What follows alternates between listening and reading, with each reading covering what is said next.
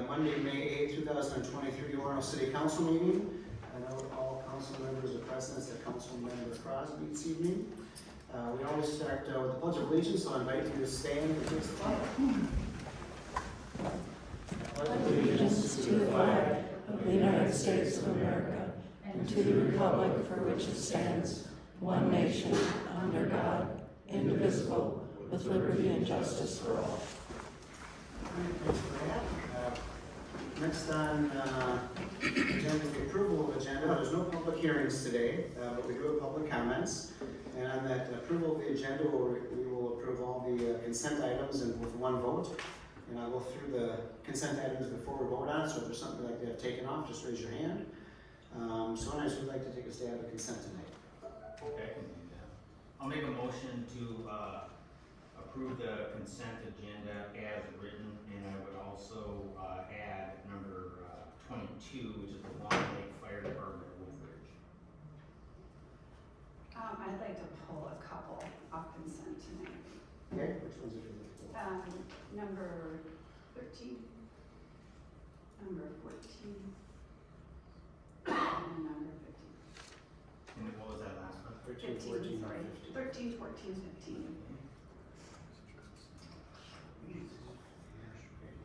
Okay, so what we have on the consent agenda tonight is number 1, City Council meeting minutes of April 4th, 2023. Number 2, the City Council work session minutes of April 24th, 23. Number 3, claims and bills. Number 4, approval of 2023 garbage hauler licenses. Number 5, approval of rental license. Number 6, authorization to promote Tony Whitkeith, Police Deputy Chief. Number 7, authorization to promote Ryan Spencer, Police Sergeant. Number 8, authorization to accept resignation of Hunter Bachman, part-time CSO cadet. Number 9, authorization to accept resignation of Chris Fisher, resolution number 7360. Thank you, Chris, for all your service, for all the years that you've been here. You've been fabulous deputy chief to work with. Number 10, approval of wage adjustment for LELS Local 40. Number 11 is the 2023 Street Maintenance Project 23-1 award.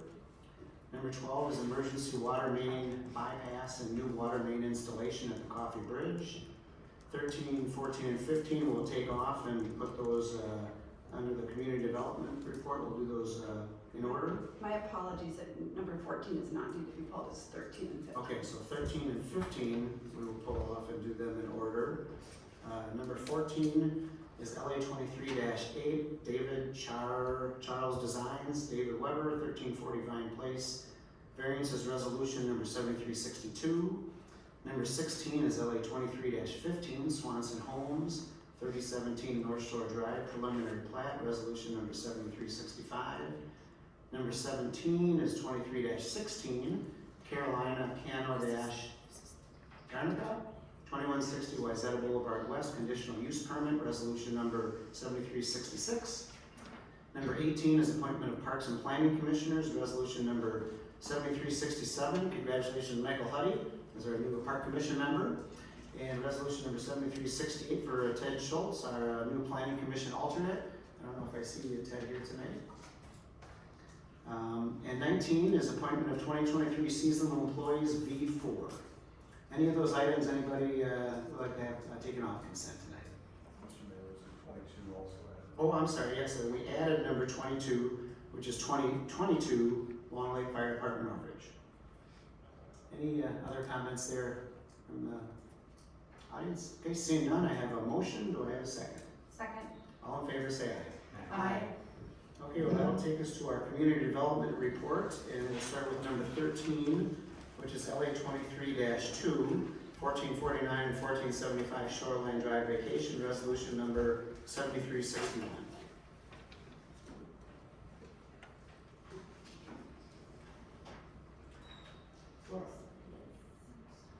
So, good evening, Mayor and council members. Tonight we have an application which is regarding vacating portions of unused right-of-way abutting 1449 and 1475 Shoreline Drive, terminating at the OHW of Lake Minnetonka. Excuse me. In 2020, Hennepin County began a road project to realign County Road 15 or Shoreline Drive, which including reconstructing the Tanager Bridge. As part of that project, land from abutting properties adjacent to these right-of-ways was acquired to the north on this side. With the realignment of that bridge, portions of the right-of-way were no longer needed to support the road improvements. And in 2020, the City Council passed a resolution supporting vacating any unused or unnecessary right-of-way that was remnant of that project. I've highlighted those remnants in color here, just to the south of the new right-of-way spacing. Hennepin County completed that road project in 2020 and transferred those deeds to the City of Orono, and we are the governing body to process that vacation, to complete that vacation process. So in front of you tonight is that request.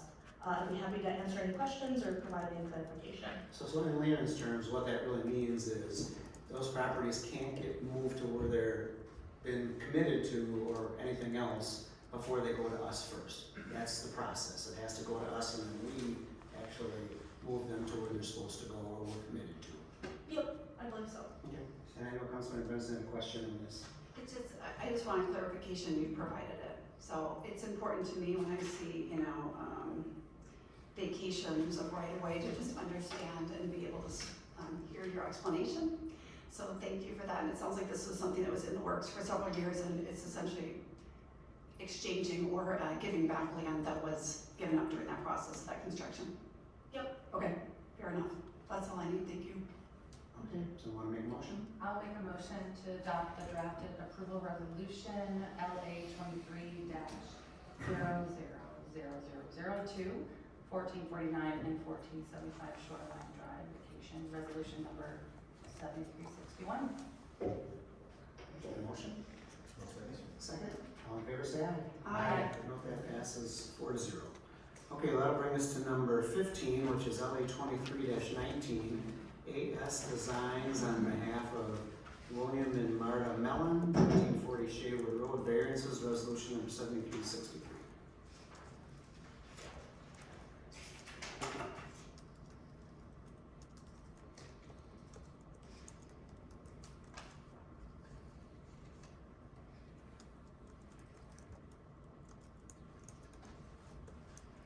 Corner Channel House.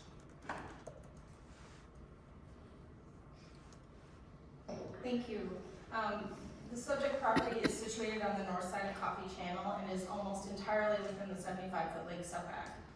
The applicant is proposing to construct a new two-story home on the existing footprint location. Because the home and property are non-conforming, the following variances are requested. Side yard setback variance on the north side to permit a 2.7-foot setback from the side lot line where a 7.5-foot setback is required. 75-foot lake setback variance. Due to the majority of the property being located in the 75-foot setback, this variance is necessary. An average lakeshore setback variance to permit a 1.4-foot encroachment into the average lakeshore setback consistent with the existing home on the property. Hardcover variances to permit hardcover in the 75-foot setback and for the total site hardcover to exceed 25%. Proposed is 28.9% where 27.9% exists and 25% is normally allowed, but in the 75-foot setback we don't allow any hardcover. And a lot area variance to redevelop the substandard lot. The staff report listed lot width, that was an error. In April, the Planning Commission reviewed this application. Following their public hearing, the Planning Commission voted 6-0 on a motion to approve the variances. They added a recommendation that the existing mature trees on the property be fenced or protected to the extent possible during construction.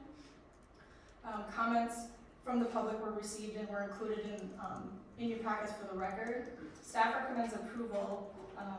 Council should move to adopt the resolution in the packet. I have house plans and I have a volume comparison exhibit if you'd like to see that additional information. The homeowner is here, but I'm not sure the applicant is here tonight. Okay. Councilman Benson. My question is in regards to the yellow portion there, which I believe is the proposed walkway Yes. to be built. And it's a fairly simple question, I believe. Is there any accommodation or could that area, or does the applicant plan on using a pervious substance given that that walkway will be in the 75-foot They have not indicated that, but that can be incorporated in the approval.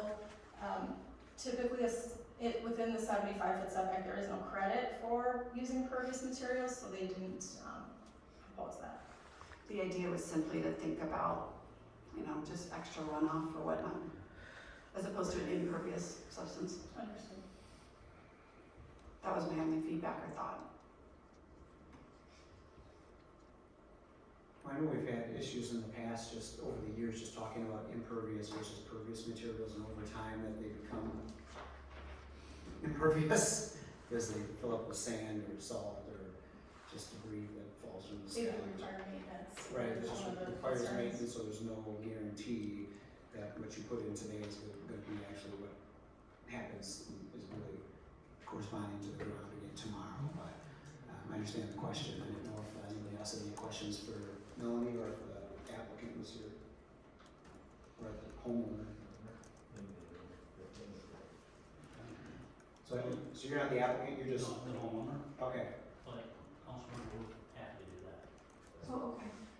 It was a question, and again, I'm learning as I go, but it was, given that, this area is already in that zone, the setback, so close to the lake shore, it was simply a question about what the building materials or the intention were about that piece. We'll have, Alethea reach out to you as far as we Yeah. can see, no problem with that. So, Well, that's all I have, thank you. thank you. okay, so you wanna make a motion with that? You wanna make a motion with that, Vince? I'm sorry? You wanna make a motion with adding that in the various materials? Oh, sure. Let's see, so a motion to approve LA 23-000019.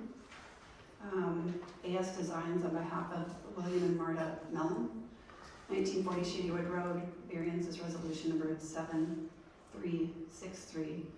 And how would you like me to phrase that, with an addition of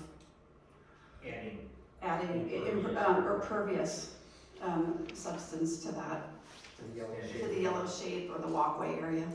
So just the new portion. Correct. Second. All right, then motion is second. All in favor, say aye.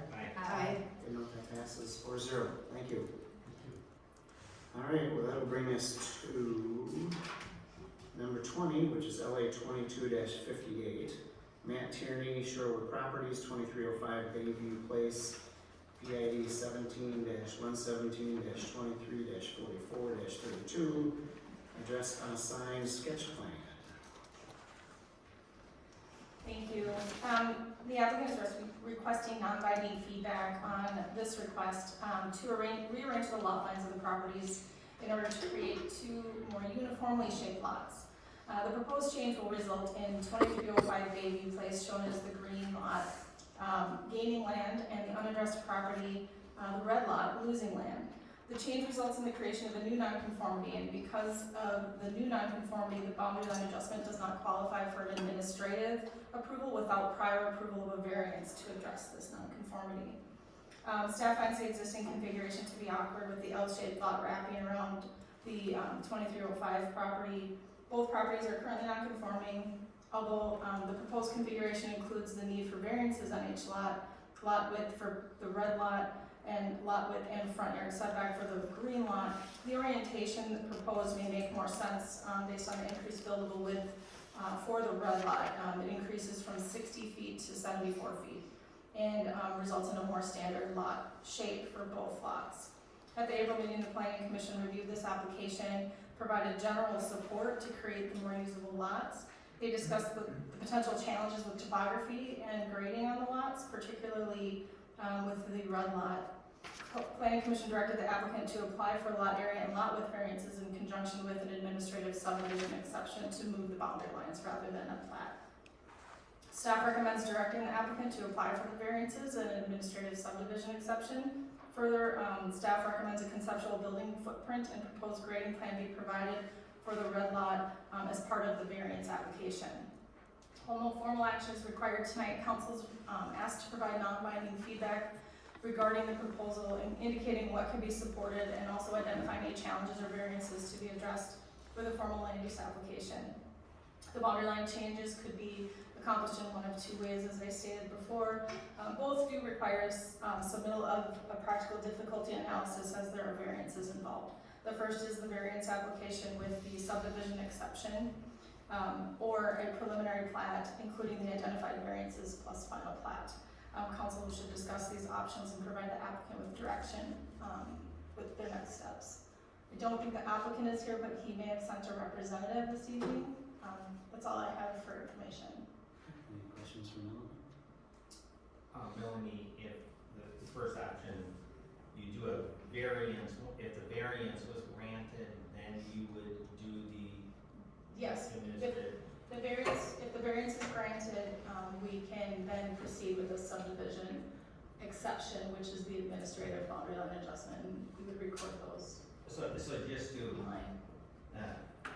maybe help people understand what the difference between their administrative lot line rearrangement is something that, you know, the staff does, it's recorded with the county, you know, does all those things. Preliminary plat, and final plat process to do this rearrangement is a pretty significant burden, in my opinion, because it's a planning commission, for the preliminary plat, city council for the preliminary plat, then it goes back and does a final plat again with the staff, so, because it, in my opinion, because it's two lots, if we're comfortable with this, you know, that first option seems more reasonable for two lots if we were gonna. So right now it's 2 lots. They're just gonna Correct. make it more reasonable. With the big weird. And this is just a sketch of. Yep, no just action is- asking what direction to take it, and then we'll have a chance to dive in deeper of the whole application also. Sure. Would that affect anything with the address or the driveway or the traffic in any way? That orientation being different? As it's oriented currently, they could opt to have a driveway off of Navarre Lane. I think there is a drive or an access off of Bayview Place, currently, but, I know we've recently reconstructed Navarre Lane? Repaved Navarre Lane. But there's no dictating which side they could access on for the L-shaped lot. They could choose either currently. So either way, there's gonna be a driveway for each house, regardless. Yep, there's currently a driveway off of Bayview Place for the home on the green lot. So the biggest difference is, and what we've tried to do over time is try and help people get stuff done in their lots as long as it can, meets the codes, and what we don't do is divide lots to have a non-conforming, but what you've already got is 2 non-conforming lots, and we're just making up 2 more usable non-conforming lots, which seems reasonable on its face. Because of that. I don't have any other questions. Does the applicant here wanna have anything to say, or? You can say your name and address for the record. Yep. My name's Jacob Conklin, 615 Green Avenue, Southeast Watertown, Minnesota. I'm here on behalf of Matthew Tierney. And his intentions are to possibly build a garage that's more suitable for that house with a driveway that's less steep on the green surrounding lot there, the green highlighted boundaries. And then also possibly build in the future on the red boundary lot and have the driveway on our lane. So Matt Tierney owns both of them now? Yes. Oh, he does, okay. Yep. Okay, any questions for the applicant? Okay, No. thanks. It seems pretty straightforward to me. Does anybody else like Yeah, that? so it's just a sketch, so give it, Yeah, that's- the that's- feedback, so my feedback would be as stated, allow them to go through the variance process with the administrative lot line arrangement. No, do you agree that's a simple? That's what staff would recommend. Okay. Yeah, and I would agree too. Yeah. All right, okay, well, there you go. You're on your way. Thanks. Okay, well, that will bring us to number 21, which is LA 23-14, is Matt and Susan Johnson. Matt is our city council member here, who's gonna step down as the applicant for 1007 Wilders Trail variance resolution number 7364.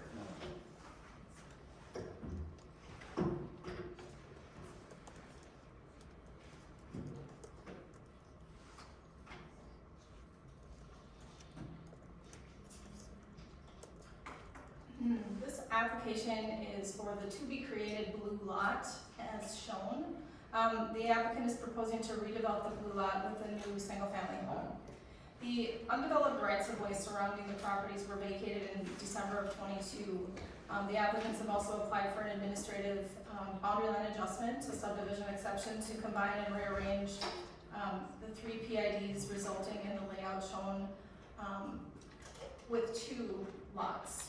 The change is currently in process with Hennepin County and is not yet reflected. The 3 existing PIDs will be combined to create 2 buildable lakeshore lots.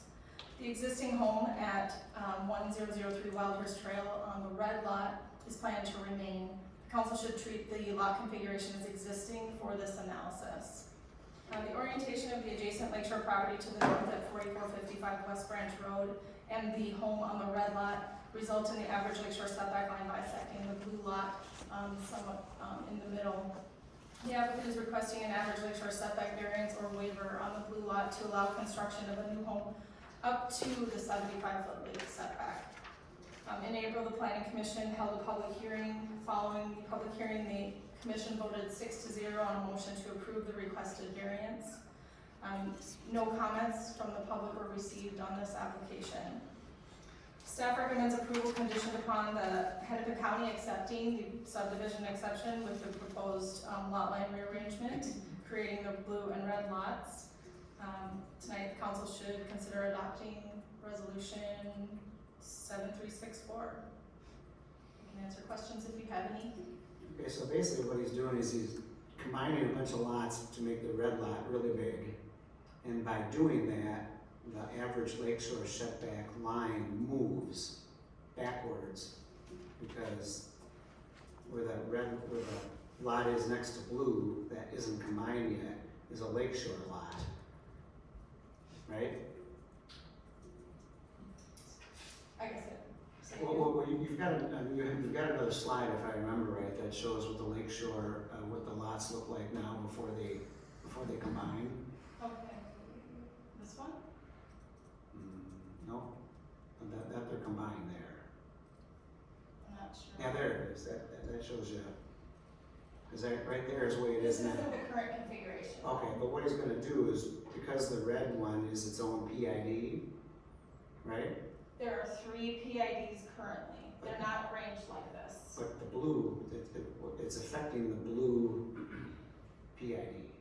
Because by leaving the lots like that, the average lakeshore setback line is very different. Yes. So what's happening? Maybe Matt can explain it better. Currently, Mr. Mayor, this outlined in yellow, Yep. this is 1 PID. This pair is 2 PIDs, and this configuration is the 3rd PID. So just combining, and it's not really orderly, but just combining them into this new configuration, you're just losing a PID. You're losing a PID and then the average lakeshore setback because that goes way back. Because versus the, where it yep, the normally home be. on the red lot becomes into the picture for the measurement, correct?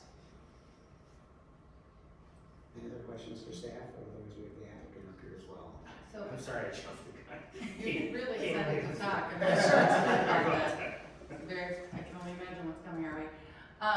So by actually building or having less lots, it actually is lessening the ability to where the applicant can put the house, correct?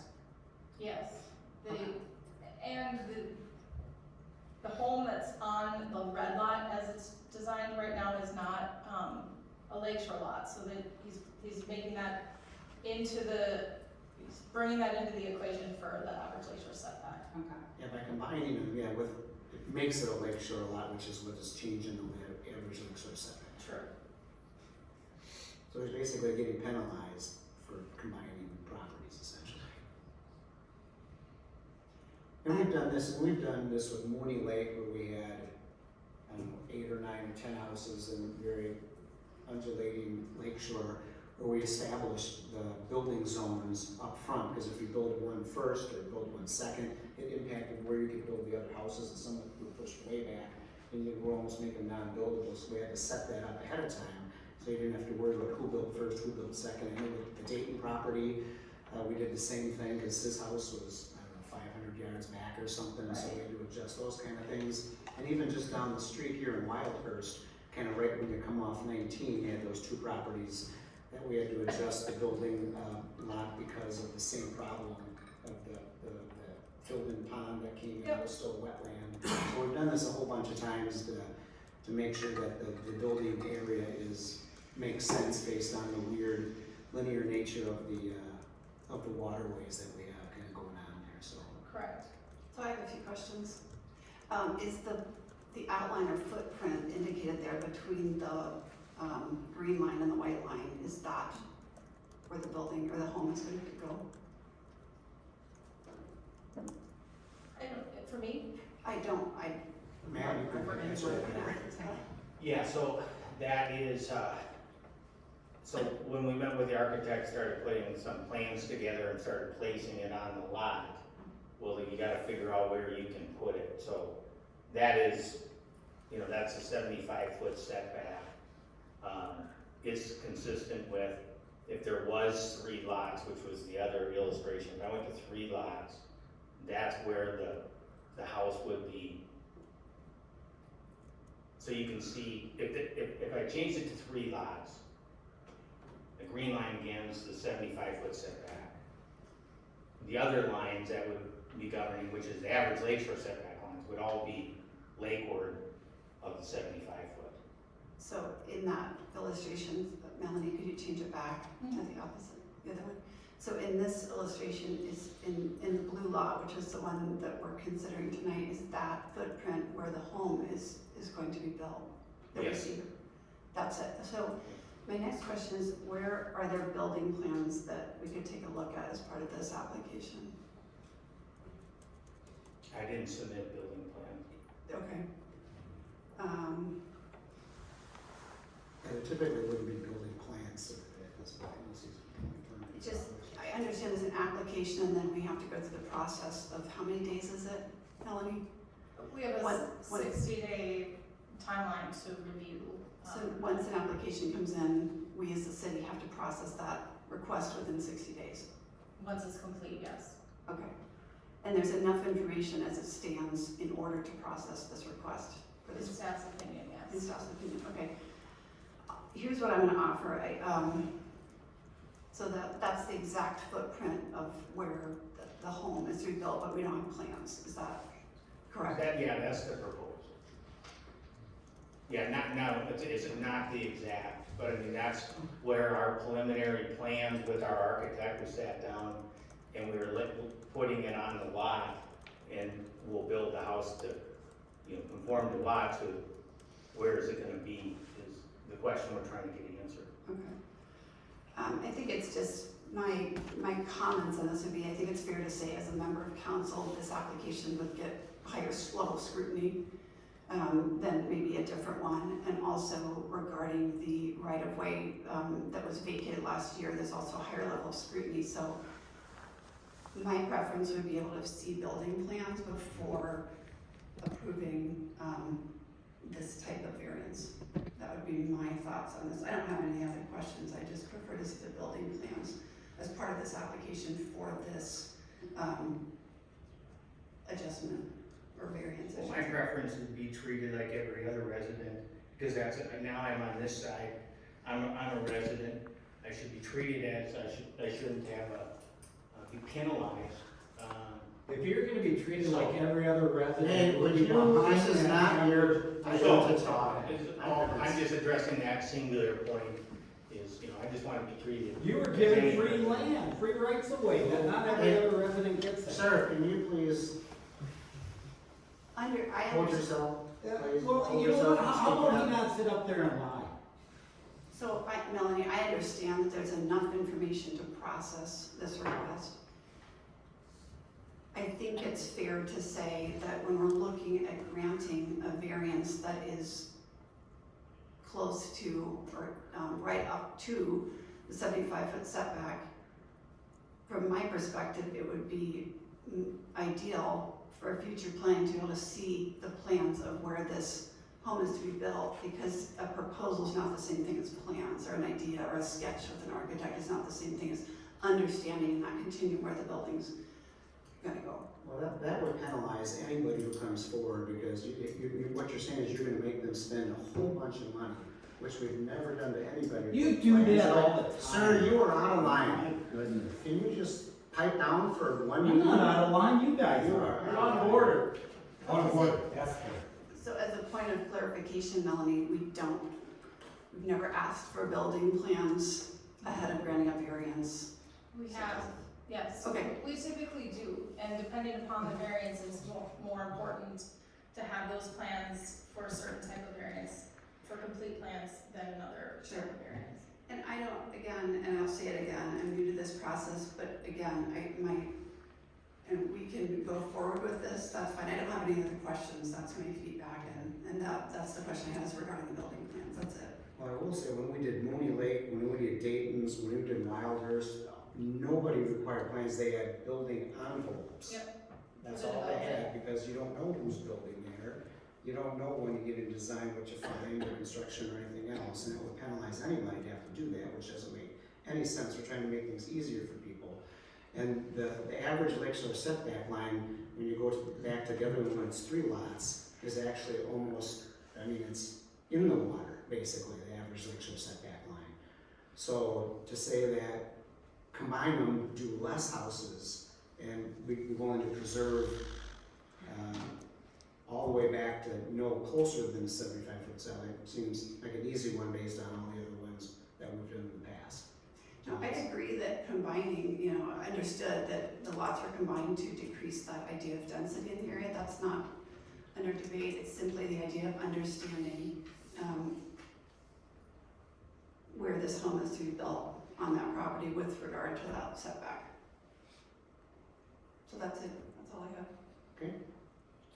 Maybe just, something to add there is, that average lakeshore setback is more so for the preservation of the neighbors and then how it might impact them. That's my property. So these are in joint ownership, so that's the other component of the average lakeshore setback, and the intent of it. And that's my property, and I'm fine with that house being there. That's irrelevant. So I remember when we talked about this last time, the neighbor's big concern was they thought we were gonna build 18 houses or some large Yeah, it amount. was 8, yeah.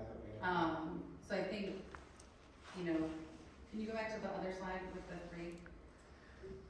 So that picture was helpful for me to understand, and actually, it's great for that area to know that you are doing 2, and then keeping the 1 house, so knowing that that yellow line would come into play if you did more density, which is what we don't want to encourage in that area, there's a benefit. So, and I do remember seeing a lot of these historically when we look at the envelope versus full plan, so I'm comfortable with approving it. Make a recommendation? Yes, so I'm going to recommend approval conditioned upon Hennepin County accepting the proposed lot line rearrangements, which will create the blue and red lots, which is LA 23-00014, Matthew and Susan Johnson, 1007 Wildhurst Trail. Variance resolution number 7364, sorry, it's long. Yeah, I'll second that. All in favor, say aye. Aye. Opposed? No. No, that passes 2-1. Thank Okay. you. Anything else from the community development report? Nope, no more, okay. That'll bring us to our finance report. Thank you, Mayor and Council, and we have a slide in the presentation folder that I think Adam is pulling up. Created this slide on Friday and forgot to slide it in the folder on Friday, so we just got it in there. So, here it is. This is the very familiar looking building permit revenue slide.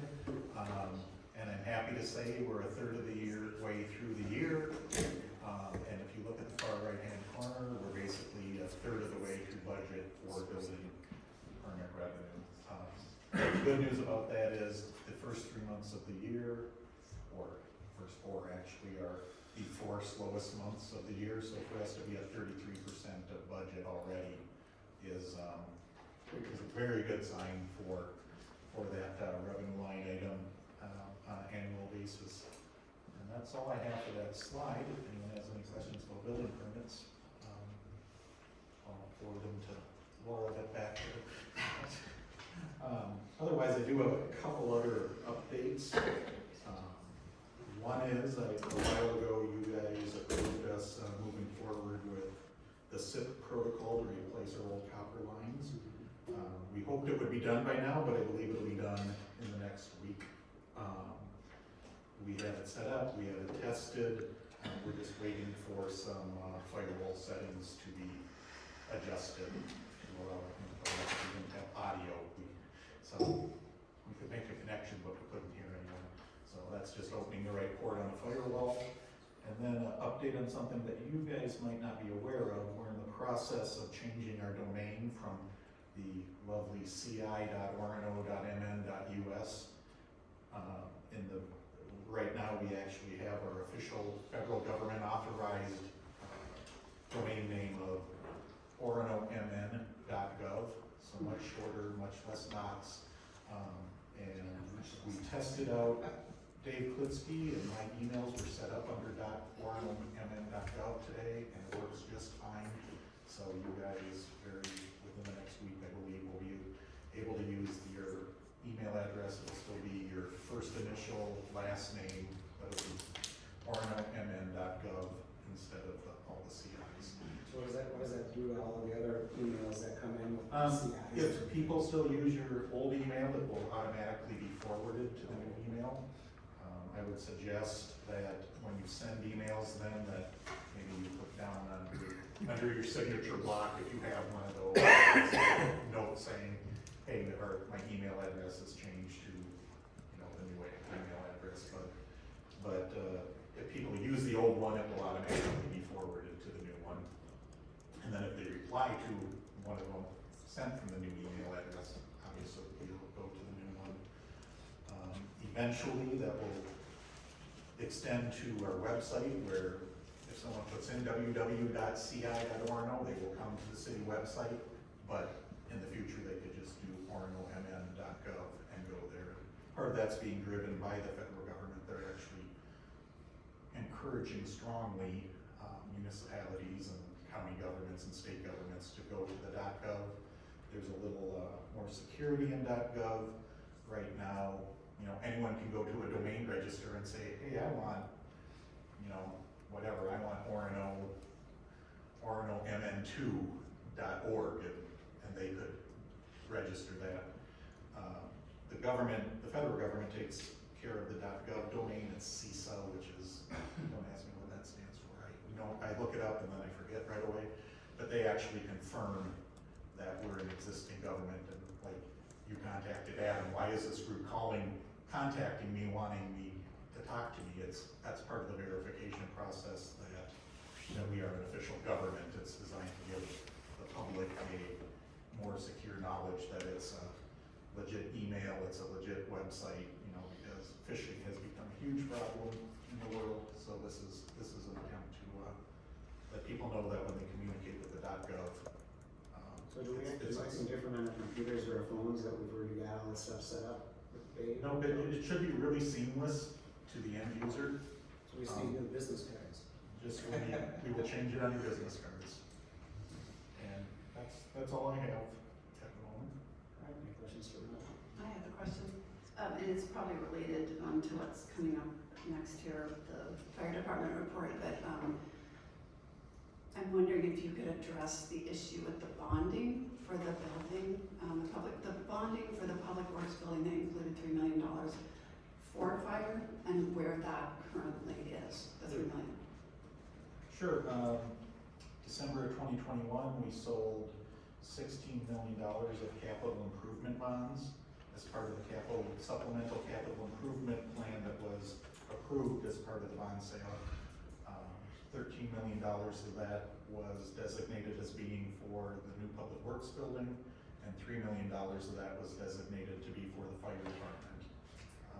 Right now, most of that money is still sitting in the 4M fund, but $3 million of it is definitely set aside for the fire department. And some of the tables that I believe are in the needs analysis that we just talked about, it shows the $3 million being for fire facilities. So, So where's the overage then coming on the public works building? Or is that right one- now, we have one option that I think we're leaning towards would be to loan money from the utility funds, the water, sewer, and stormwater funds, to the construction fund. Part of the rationale for that is the water, sewer, and stormwater departments and vehicles and equipment will be housed in that building. So it seems like there's a nexus there to have the loan be from those funds. And then, like all enterprise funds, they operate more as a business than a governmental fund would. So it would be right for interest to be paid back. And what I would suggest as we get forward and if we do loan that money between the funds, we would pick whatever the going interest rate is and charge the building fund or the operating, probably the general fund at that point, the interest on it. Okay, so just for the purposes of the fire department, that $3 million That's $3 million is still sitting there waiting for fire uses. Okay, that's all I have, thank you. Okay, thank you. All right, that'll bring us to our fire department needs assessment by Chief VanEyll. Thanks, Mr. Mayor and Council, for your time tonight. I'll go through kind of the agenda item before us. The purpose is to answer council questions and receive initial input on the draft fire needs assessment from council, as well as establish a process moving forward for final kind of versions of this and decisions based off of it.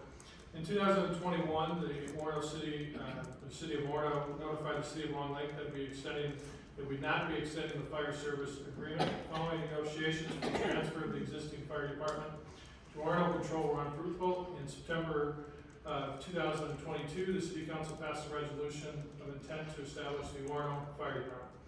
At the November 14th meeting, council appointed a new fire chief to build and then lead this new department. One of my primary duties prior to the stand-up of the department is to complete a needs assessment for the city of Orono's emergency services.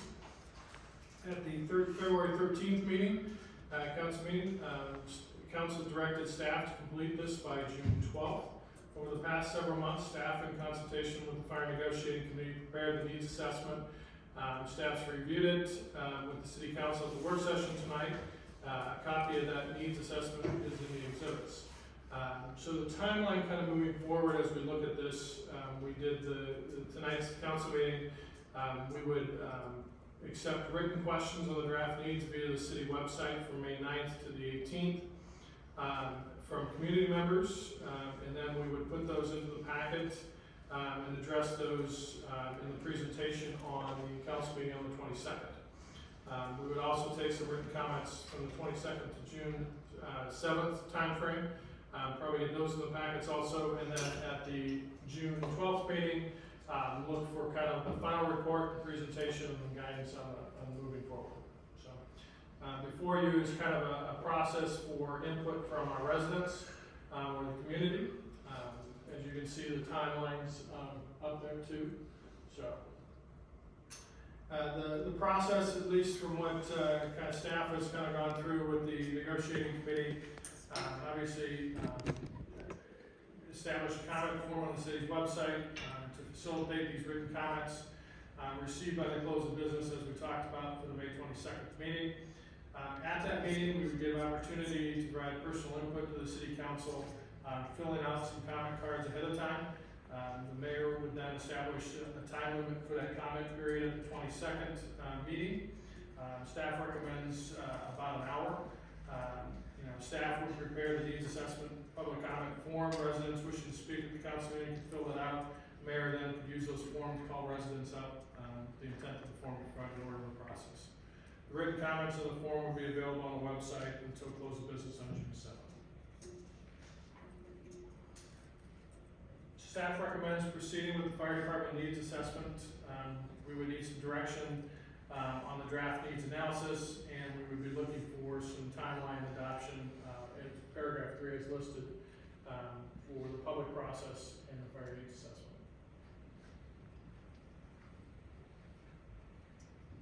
So you'll notice some changes, so this is obviously where we're bringing this back. We wanted to make sure that there was a significant amount of time between when the assessment was shared and then also the updated presentation, because we know there's a lot of material in there. And giving residents time to, think about it, think about what questions they wanna ask, and also giving them, a few different ways to do that, because we know not everybody wants to come up to the mic and ask those questions. So basically, you've got the in-person meeting where people can come up and talk, but then there also would be 2 different, virtual rounds that surround those meetings where we can take in questions.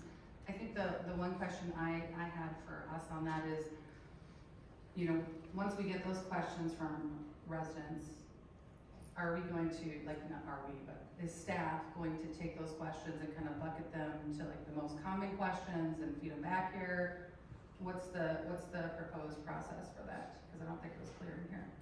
Yeah, so our idea and the reason for having the deadlines for each of those written comment periods be in the week prior was so that we could take all those written comments, kind of synthesize and try to group them together maybe if we see common themes, so that then we can put that in the summary of council action for the 22nd, and then again the same would be true for the 12th. So I guess short answer, yes, the idea would be to try to group those, but also they would be then easily included as an exhibit to the council action.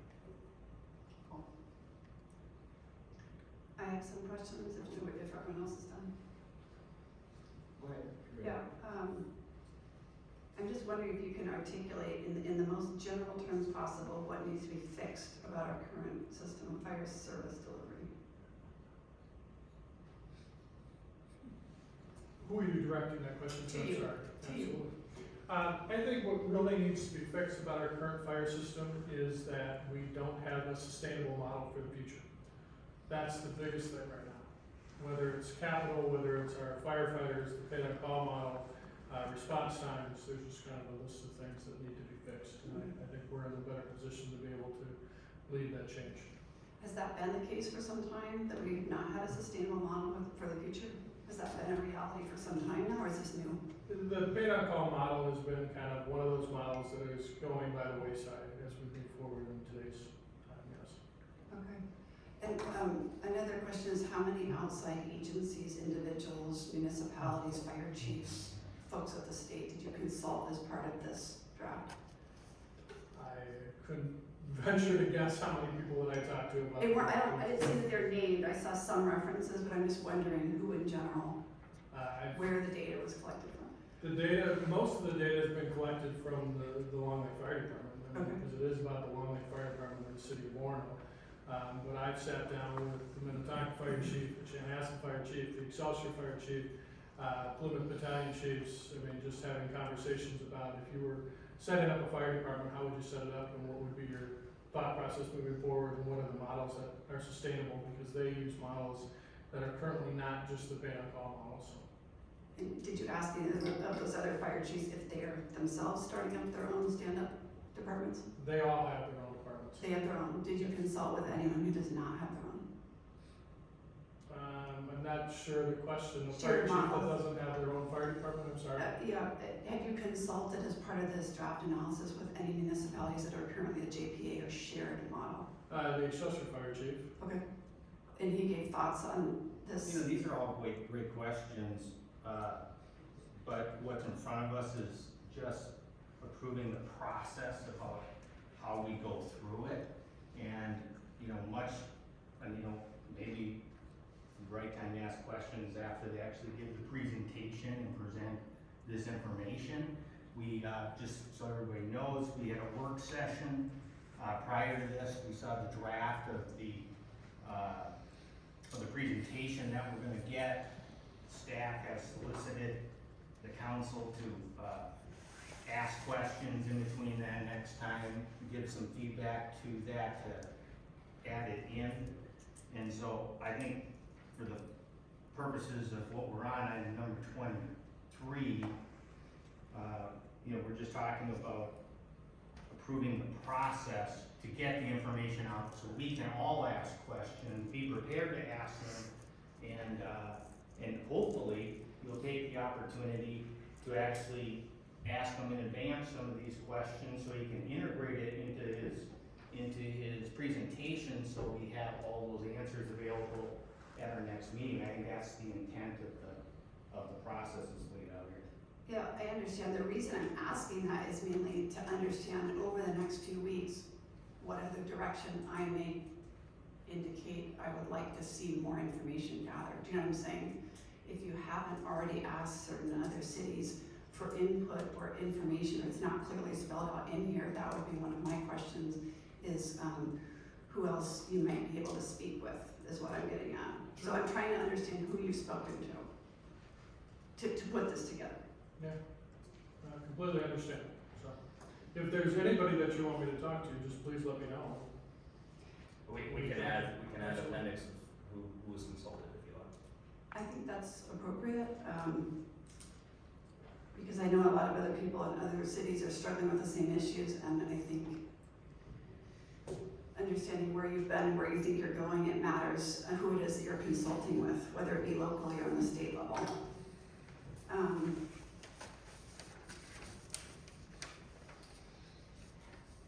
Oh, one other thing.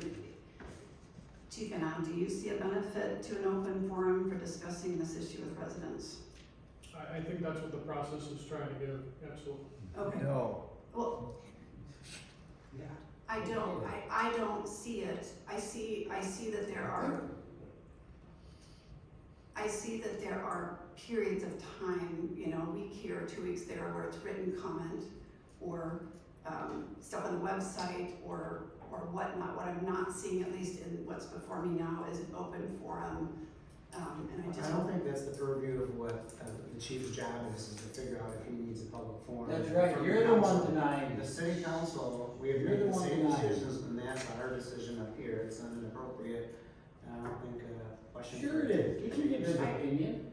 the question is just, That he needs, that's not his purview to decide whether or not we have, how we go about the process. We've asked him to do a process. He's done the process. So my hope would be is May 22nd, that would be when people should come up, ask their questions. But I would also expect residents to reach out in between and ask questions directly to any of us. And I would hope we would also reach out to staff and ask questions so they can be better prepared. So that is an open forum. I would say what we're doing here that I haven't seen in other cities is giving a longer period of time for this information to sit out there and for them to give feedback. So I'm comfortable with the plan because it's giving them multiple avenues. I hope the room is full with people May 22nd. There's lots of questions. I hope there's lots of questions before too, because that allows staff to do homework. So if you want other cities reached out to, you know, I think it's a little unfair to throw sometimes some of these questions at staff on the spot. I mean, we rave about how amazing they are, but then. But they've also said at our work session, if you do have questions and things you want integrated, email them all the stuff you want to get answered. sure, no, That'll be your checklist over the next 2 weeks that they can do, because they've obviously got a plethora of information here already.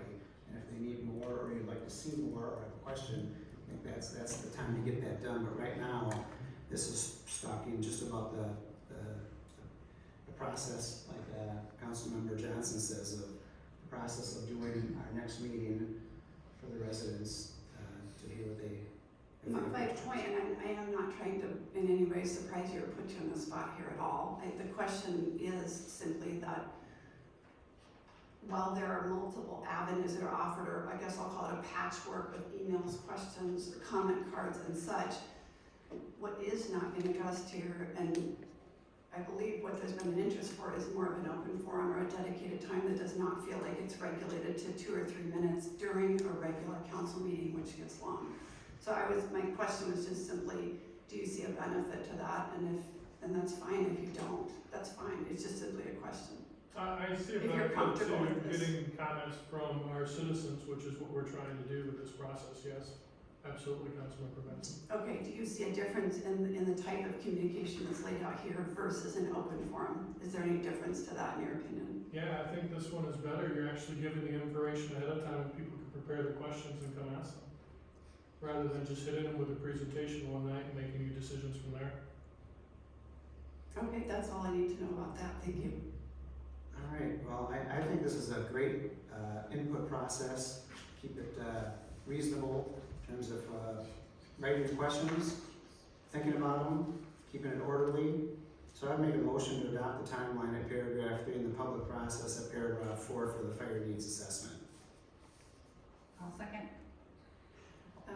Further discussion? Further discussion? Yeah, my thought is, my preference again is to see that what's been asked for and what was asked of me again tonight was an open forum rather than doing piecemeal input over a 1 month period about an issue we've been talking about as a city without formal input in a communal way for a couple of years now.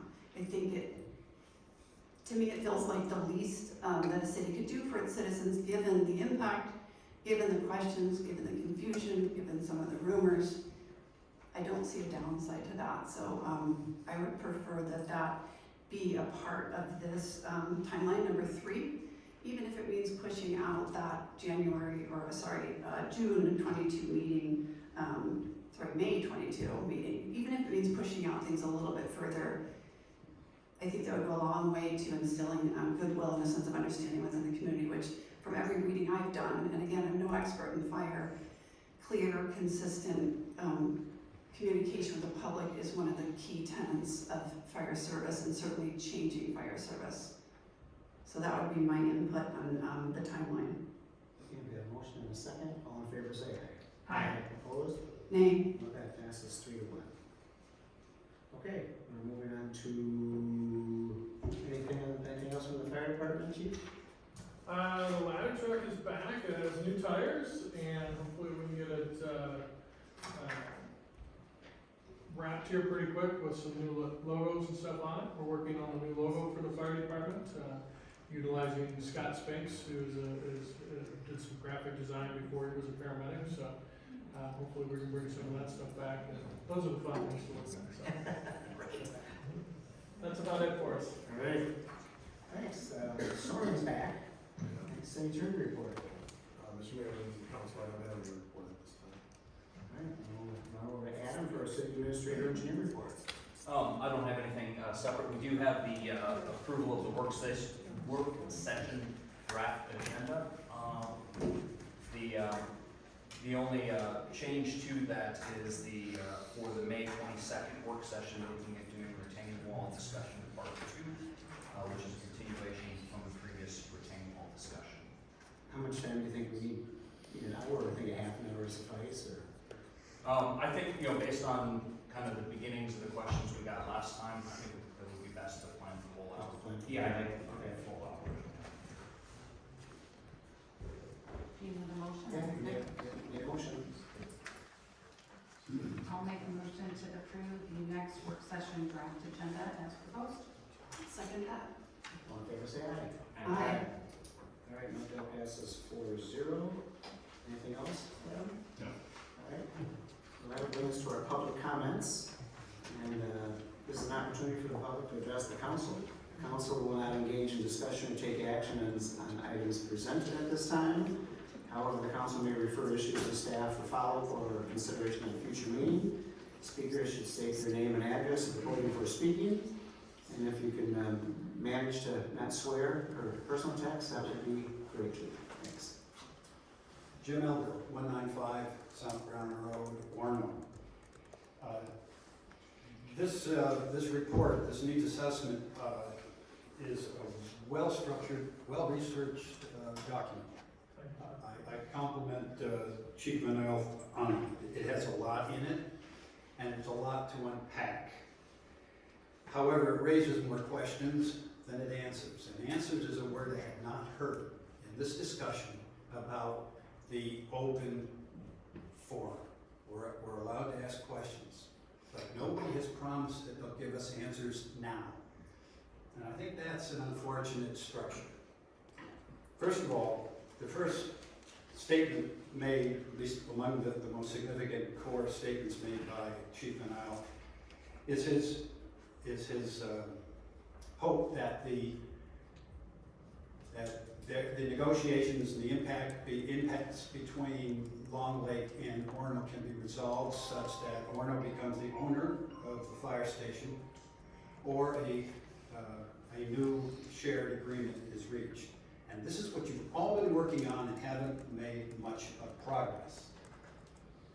And I think you're gonna have to hurry, because what you're about to do here is leave the dock without any estimates of the cost of this endeavor. There are large operating and capital costs here that you're not talking about. And just a rough estimate, my estimate, between $10 and $15 million. And I think you need to give us that information before you go making a decision in June to sally forth on this endeavor. And I think it's long overdue that you come forth and tell us, hey, what's broken such that you have to do this? And why would we have to spend all this money? I think money has to be spent.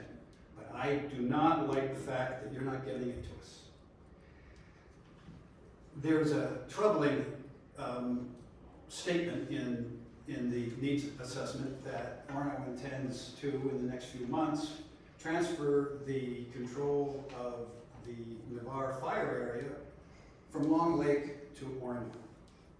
You're already tearing apart the Long Lake Fire Department. Now, last week I was a little upset that Long Lake was going to sue you or threaten to sue you. Now I wonder if I was mistaken. Maybe, in fact, that's exactly what you're doing. You're destroying that fire department so that you can get this thing done. You're railroading it. When we had coffee a few weeks ago, Mayor, I asked you if we were going to have an open, thorough forum to discuss this, and you said yes. And I said, how long would it take? You said, oh, in one session. I said, you won't get enough discussed in one session in this limited space with the number of people that want to hear about this. Okay, thank you, Jim, I appreciate it. All right.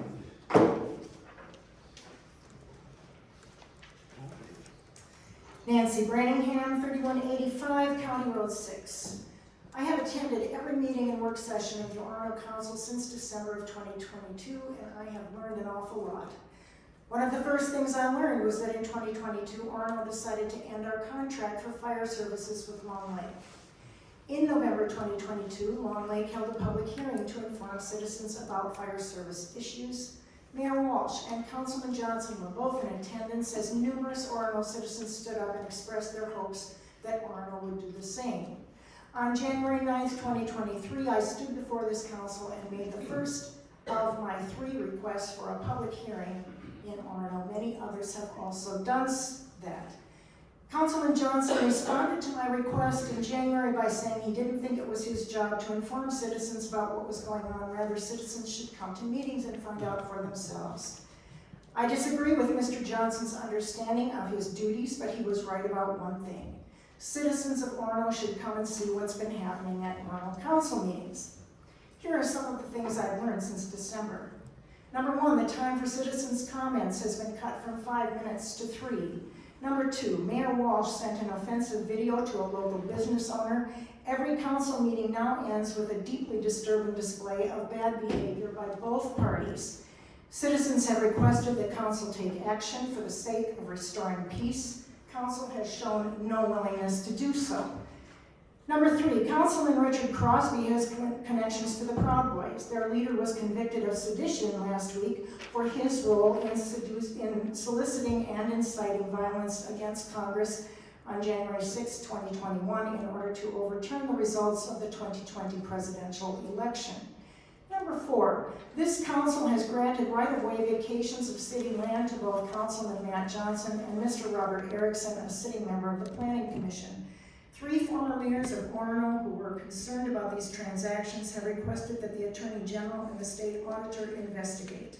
Number 5, the City of Orono currently has multiple lawsuits against it and may soon face another for breach of our current fire services contract with Long Lake.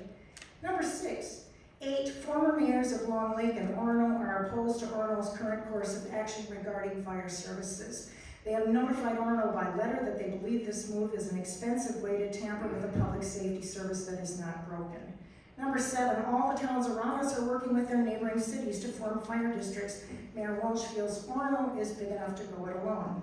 I sincerely hope that my fellow citizens will join me in paying attention to the actions of this council in the weeks and months ahead, especially but not exclusively to its actions regarding the provision of critical firefighting and other emergency services to Orono citizens. I hope council will reflect on what they can do to help heal now seriously strained relationships with our friends and neighbors, especially in Long Lake, and to restore trust between Orono Council and citizens that has been broken both by actions this council has taken and actions it has refused to take. Okay, thank you.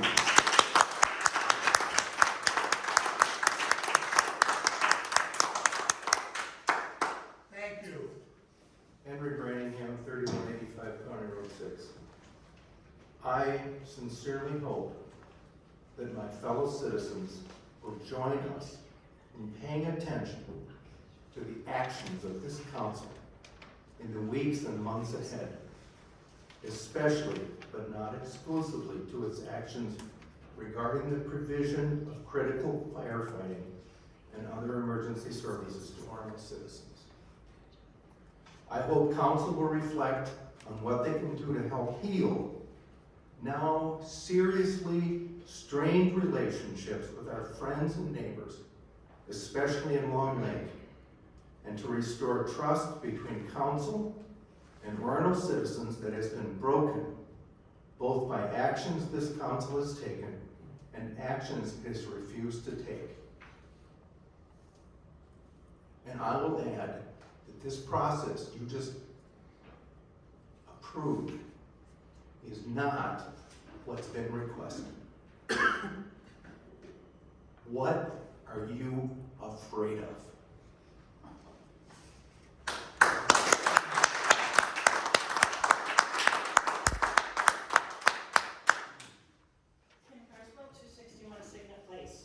Let's just close our eyes for a minute and imagine it's 2025, and we're looking back at the legacy of this city council in Orono. What will we be thinking about the fire service and how it came about in 22 and 23? In fact, what will those fire services be? All our sister cities seem to be collaborating to provide the best all-around services they can. Playing to the strengths of each city, they will be learning from one another, complementing one another, and those cities will have the best and the most cost-effective fire services because they're following the best practices of the future state. While the communities that surround Orono continue to collaborate, they will watch Orono going in the opposite direction. Orono will have its own fire department and perhaps struggling to keep up with neighboring cities. The cost to taxpayers will perhaps be the highest, and yet the services might even be the latest. We will be saying that no one thought this approach was a good idea at that time, and here we are today realizing that concern. The tone of this council will be remembered as one that you know what you're doing. We don't need citizen input. The community is not getting the full story. We're right in our singular approach. We just need Long Lake to capitulate to meet our needs. As the next generation looks back even more, this tone will be only exaggerated, but it's going to be built on a kernel of truth. That kernel of truth is that what we're seeing today. It is abundantly clear there is little interest from most of this council in listening to the citizens, given the hurdles the Orono citizens would need to navigate to be able to speak, while our neighboring city, Long Lake, is planning a second open house.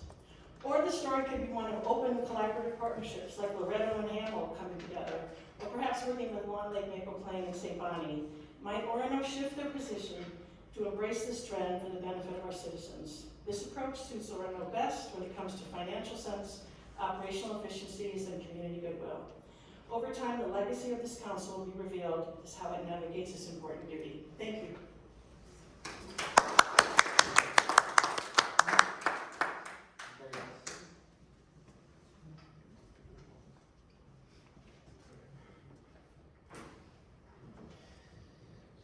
Brad Erickson, 2485 Independence Road. Where's Mr. Crosby tonight? One full meeting since November. If he's having a difficult time with things, maybe he had to step down. Elected officials have a duty and a responsibility to represent and serve their entire community while upholding democratic values and promoting equality and inclusivity. Engaging with hate groups goes against these very principles and is highly inappropriate and damages the public they swore to serve. Such engagements also undermine the public trust and perpetuate discrimination and prejudice, while contributing to the normalization of hateful ideologies. When election officials are found to be engaging with hate groups, it is imperative for concerned citizens to hold them accountable. Public pressure, media scrutiny, activism can shed a light on these actions and raise awareness about the harm they cause. In specific cases, political parties or other elected officials, pay attention to this one, other elected officials may also take steps to distance themselves from individuals found to be involved with hate groups or engaging in hate speech.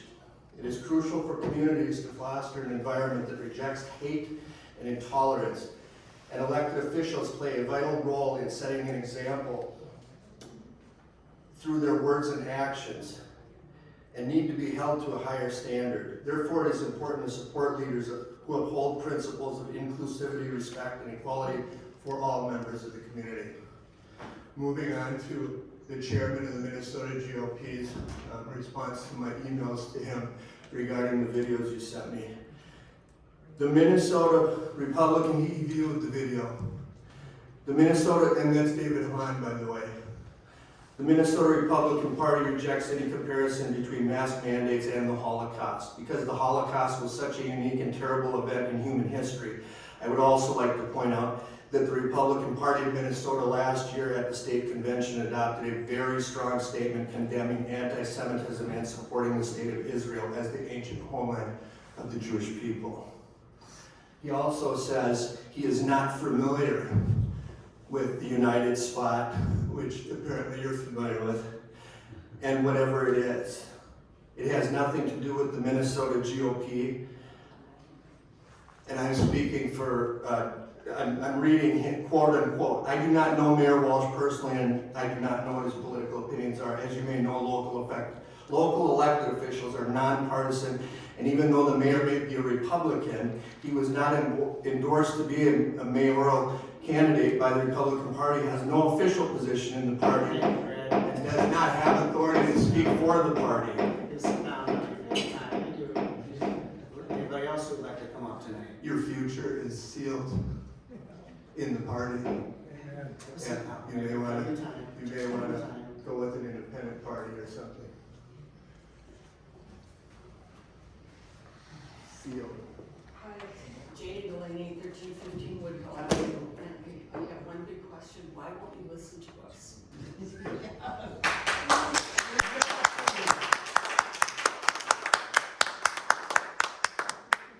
the experience with the park commission and the open houses, that was just another written comment process. And what it does is it just stifles our voices. By letting multiple people and any resident that wants to get up here and speak, other residents learn from them. They learn about the issue, they learn about what you're thinking, what you're thinking, what you're thinking, and it's information we learn. So start listening. How on earth are you gonna get people to write in comments? Are you gonna use the Civic Send? Are they gonna have to go find it at the website, and then that's how they're gonna be aware, and then the only people that are signed up for the emails, they're the ones that get it? I mean, it's just not, it's not inclusive. It's not including the entire thing. I would suggest a full mailing like we did for the Christmas tree lighting. That might be a good way to look at every single resident.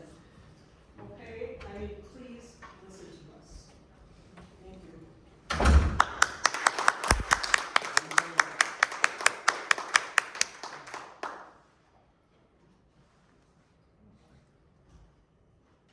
Jay Nymer, 1386 West Point Road, longtime Warner resident, and I sat up there, actually I think right there and then there as a city councilman myself and as a planning commissioner, so I understand what it's like. I understand the stresses that can be brought upon a family while you're up there doing things like this. And I can especially, it's unfortunate that Mr. Crosby's gone, because I really want to talk to two people tonight, although it seems like Matt Johnson probably should be included given the recent shenanigans going on around here. But I can understand, Mayor Walsh, how stressful this is on you. All this controversy and everything else, and how stressful it is for your family. And what your family's being put through because of your actions and Mr. Crosby's actions up here. And I can only imagine that your family life isn't what it should be. And maybe there comes a time when family becomes more important than what's going on in the community. You know, I can understand that. I've been there. And for that reason, I've chosen to put together, because I guess staff was too busy or whatever, for you and Mr. Crosby, a couple of letters of resignation, complete with Orono letterhead, so that it's simplified for you to do this. Now, it says right here, Orono City Administrator, I, Dennis Walsh, have worked diligently and personally achieved the best I can for the city of Orono. I've also brought controversy beyond what the residents of Orono deserve. Therefore, for the good of Orono and to allow the community a chance to begin healing and moving forward, I hereby resign my position of Mayor of Orono effective immediately. And I've got something like that similar here for Mr. Crosby, more related to his Proud Boy affiliations. But you know what? Maybe it is time you all consider moving on. There are communities that are seriously damaged and hurting right now, and I think we heard that tonight from the people. I really think we heard that from the people. And you know, I know it might be embarrassing to have to do this in front of people or whatever. What I'm gonna do is I'm gonna leave this here for Mr. Edwards, so you guys, when you have your own time, you can potentially sign these and let everybody start moving forward in healing. Thank you.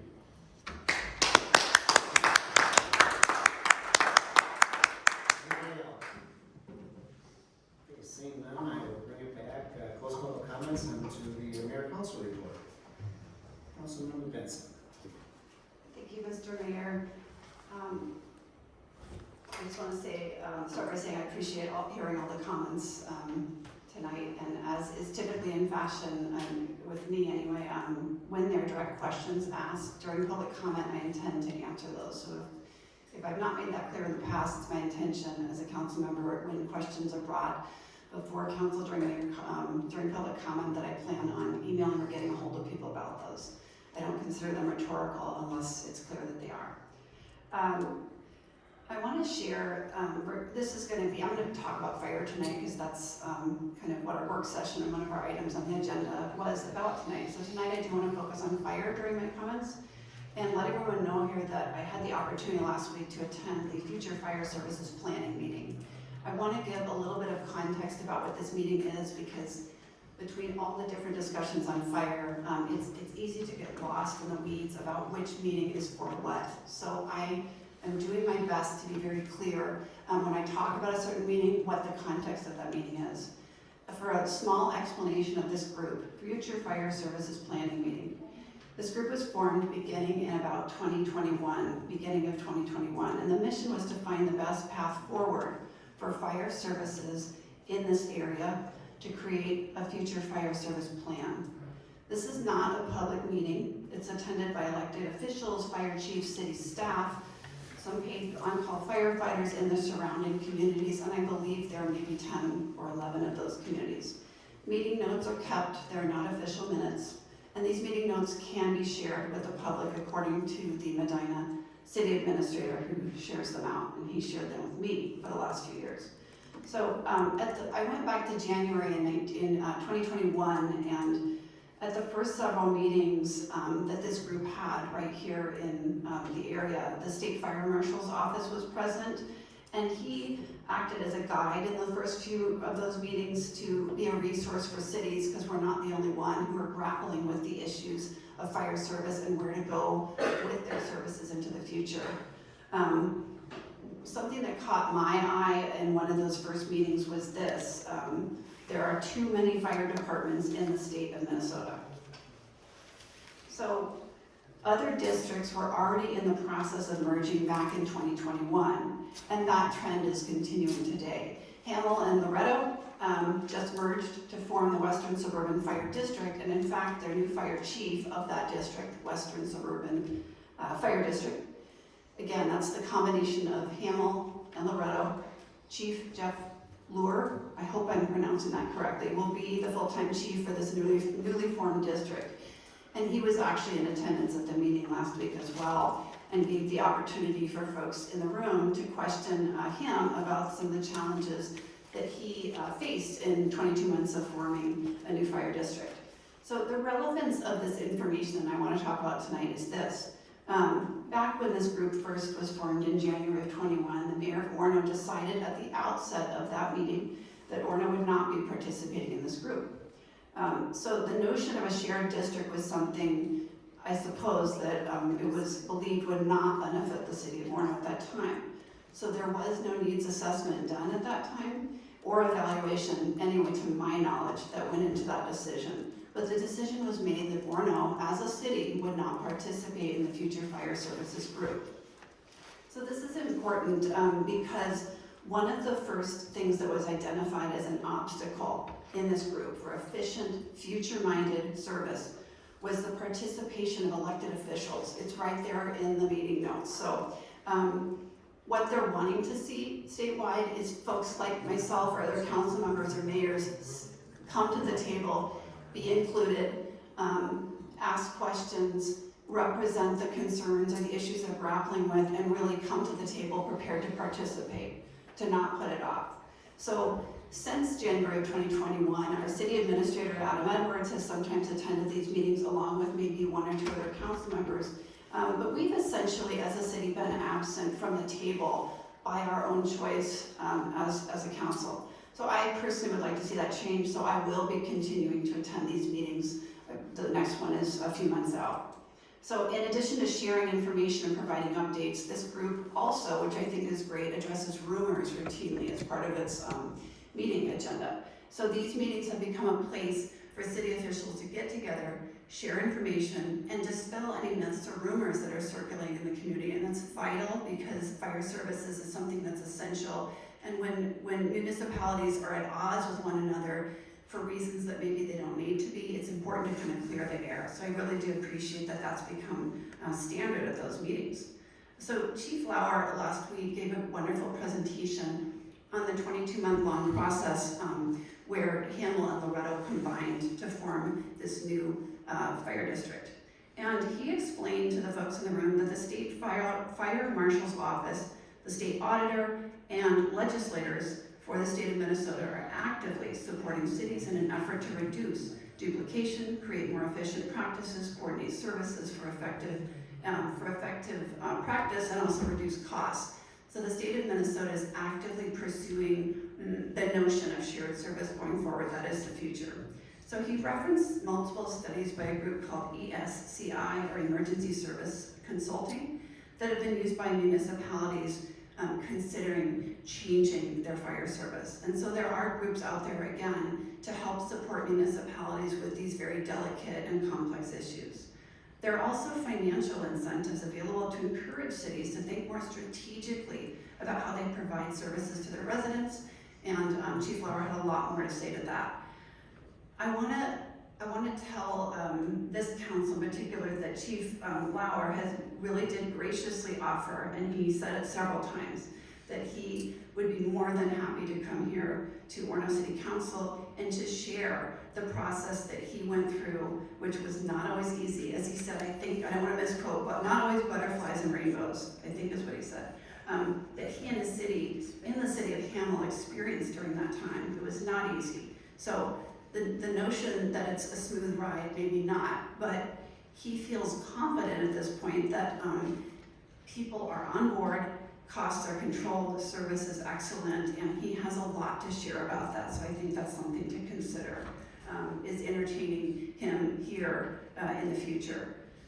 He did indicate also that giving up, or the notion of giving up control, is truly one of the biggest failures with shared models. And I hear the word control being used a lot as related to fire departments and fire service, and I think it's a word that we need to be mindful in using, because really the future is about moving more nimbly, cutting costs where you can, and really putting funding into certain types of technology or shared service in a way with personnel or maybe duty crews, but not needing to control maybe what always has been the way it always has been. So being nimble is important. So I'm just gonna conclude by saying that from my perspective, it's vitally important, and this was talked about many times in future fire service meetings, vitally important that residents are kept up to date and that they have really clear and complete information regarding fire service, because in the absence of light being shed in this process, it can become confusing, divisive, and it's something that I would really like to see change about where we are right now. So that's what I have. Thank you.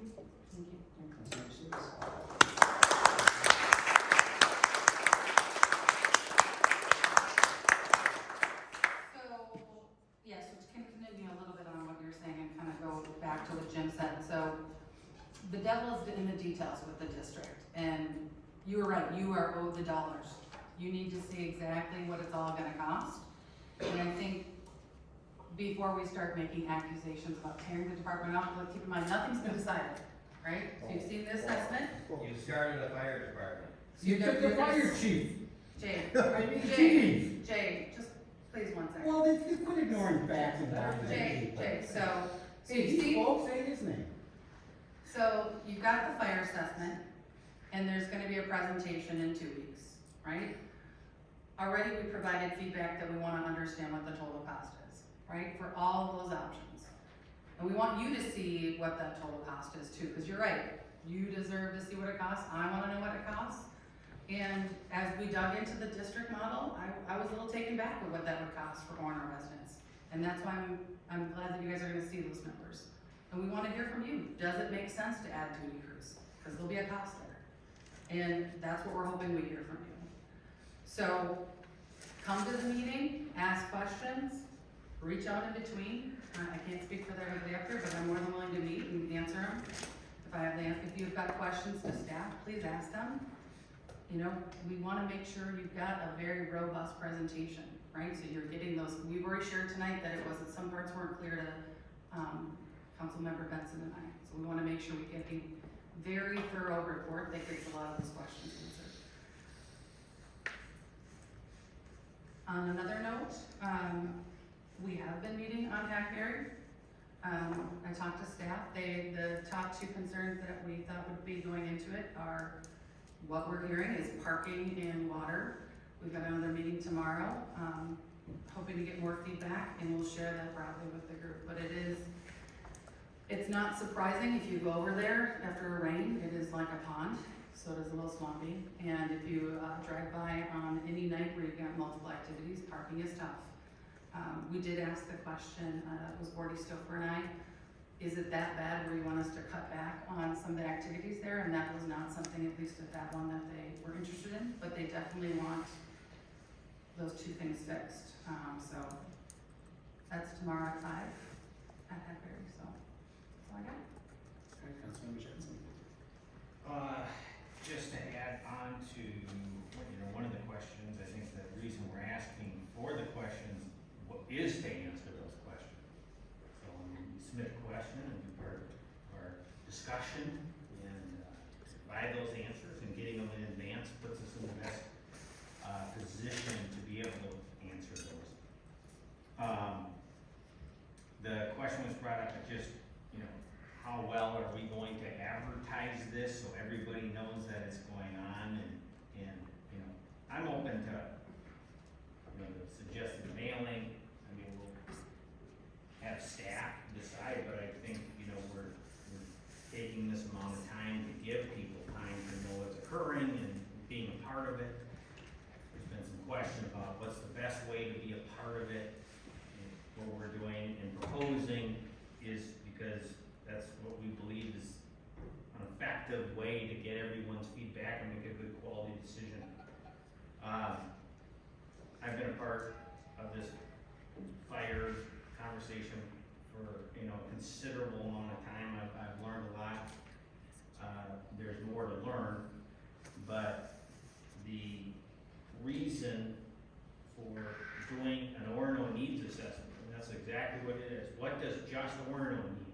Once we have a good handle on what we need, and the other piece of that is, what do we want? What level of service do we want? And I've learned, and you'll learn more about it in the presentation, but the level of coverage is not consistent right now with the size of our community and our response times and looking into the future. I want them to be better, but we're gonna make that decision, everyone's gonna see the information, but, this is about finding out what Orono needs. Once we know what Orono needs, what we can afford to do, what we wanna do, then we understand that, and then we look at what partners want to be a part of that process with us. And I think that is an effective way to approach this subject. And so, there's been, newspaper articles put out there to, get one side of it. We haven't really defended ourselves in the news and media. We're just staying focused on what our city needs, present that to the city in the best way that we feel achieves what we're trying to achieve, and then make the best decision based on that information. And so, I think we're doing the very best that we can to do the best with this fire. On a separate note, I do wanna, Mayor Walsh already mentioned it, but I wanted to also extend a special thanks to Chris Fisher, who's our deputy chief. We have a great police department, and he's a big reason behind that, and he's retiring, and we'll miss him, and I just wanted to extend that appreciation to him. That's all I have. All right, thanks. All right, well, I guess I'm gonna start with a quote. One of them's police related because we had two resignations, we had a couple people moving up, and so we got a lot of things going on police. And this is from Barack Obama. It says, understand, our police officers put their lives on the line for us every single day. They've got a tough job to do to maintain public safety and hold accountable those who break the law. So I think that's pretty consistent with the way we all feel. And we should feel this from our perspective. Couple things coming up here. Got coffee with the mayor at 9 o'clock. I'm sure I'll probably see a few of the current cast of characters there again. See if everybody can behave themselves this time. But that's Wednesday at 9 o'clock, so if you'd like to come, we have donuts and we have coffee. And we keep it going for, 30, 40, maybe longest an hour, as long as everything stays rational. This last weekend, I got to spend it in Boise, Idaho. I've never been there before. It's a very beautiful downtown, right on the edge of the mountains. Didn't realize it was on the edge of the mountains. It's nice to be able to walk through downtown where you're safe. You're not worried about anything. It's vibrant. It's amazing. So that goes back to the whole police issue for sure. From a funding perspective, we just Mr. Huddy, who I think was here, and I think I saw him left. It's our new Parks Commissioner, and he was actually on the Parks 10 years ago when there was no budget for the parks and they didn't do anything at the parks. But like everything else, whether it's our infrastructure or our roads or our police department, we are the council that has put together the funding for our parks to be self-sustaining. It was zero when we started. I think we're at $150,000 a year. I think our goal is to bump that up about $50,000 a year for the next few years if we can. So they are self-sustaining, so they can continue not only to make the parks be the way that we want them to be and look great, but to continue to do that moving forward. Because it's interesting, I ran into a guy about a couple weeks ago and he was just bummed that we're not doing more in the parks, and why aren't we doing more? And I said, did you not know we had no budget 6-7 years ago? And he said, I had no idea. Well, this council has done a lot, funded it all, made it happen, and if we move, depending on where we move with the fire department, we will do the same thing. I will end with another quote. This is from John F. Kennedy. Oh my God. It says, change is the law of life, and those who look only to the past or present are certain to miss the future. So with that, motion to adjourn. Wait a minute. All in favor, say aye. What about the items she pulled off? We passed everything. We passed, yeah. We Did you passed. pull off item number 13? Yeah, but you were texting on your phone and you missed it. It's good, it's We passed that, we already passed that. You missed She it. just had a question and we solved it and we, it's all done. No, we brought it off, we talked about it and passed it. What'd you That talk was the about? first What'd thing. you talk about? The She question, had questions, I didn't. Where's Mr. Crosby tonight? she was just trying to understand the process and what it was. Come on, you get to ask like everybody else. And Where's that's- Mr. but we passed Crosby it, but tonight? that was the first thing we I'm did. really sorry. Is he okay? Yeah, I thought you had an issue with it. She had a question and she said, got answered. What was the question? It was just about the process of the condemnation and how it had to come to us before it went to you, and the stuff that had been promised in the past of the land. She just wanted to understand the process. So she understood that She voted for it. I had to deal. She understood. Did you follow the monkey ball? All in favor, say aye. Aye. Okay, we're out of here. Where's Mr. Crosby tonight? How's he holding up? We seemed a little heated last time. Got any plans for running for governor there, Mr. Walsh? Climbing the ladder? Republican ladder? You're not a Republican. They don't want you. Message is pretty clear. Done with that.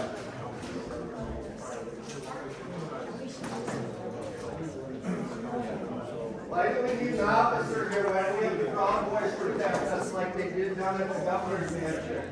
Like the legislature said that outside your house. Would you like that? Mr. Crosby could show up and pull his bullshit out of his ass. You like that? Your new wall? You see outside your mansion? Big shot. No, it's better than what the injury is.